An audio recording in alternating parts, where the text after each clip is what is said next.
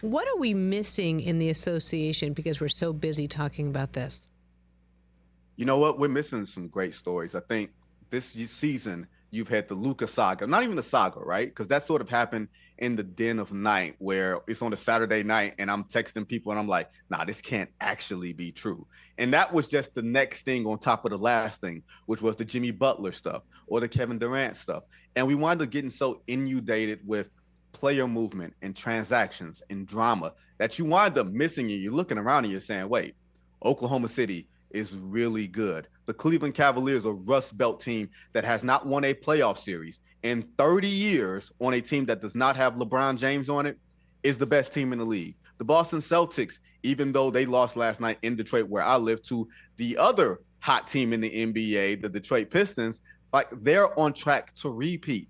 Like you wind up looking and you get so inundated with the drama that the NBA loves to manufacture and loves to talk about that there's great basketball that we're missing. And this is right about the time of year, right before March Madness, right before the playoffs begin, that you're really starting to dive in and say, wait, who's leading the MVP race? Who's leading the standings now? And then you start diving into the basketball because there's no more trade drama to talk about. And thank goodness there's no more trade drama to talk about. This is exhausting. How good is the East?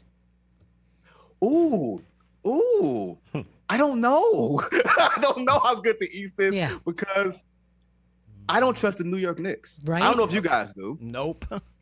Like I knew someone was coming. I knew someone was chiming in. I trust that team that beat Boston last night more than the Knicks, Vinny. I am trying to take the regional bias, the recency bias. I am a child of Detroit. But I tend to believe that if the New York Knicks and Detroit Pistons play in a playoff series, the New York Knicks are going home. And unfortunately for me, I like spending playoff games at Madison Square Garden. It's one of the most magical places on earth that place to watch so a much. playoff game. But the team is not befitting of the stage. I can't name their seventh best player. And normally you don't have to name a team's seventh best player. But when you're dealing with a team that's constantly hurt, you need to know who these guys are because they're going to wind up playing heavy minutes late in playoff series. And the Knicks don't have a great defense. They have a bad defense at the point of attack and they have a bad defense at the rim. That is usually not a recipe for success in the NBA playoffs. The Milwaukee Bucks are old.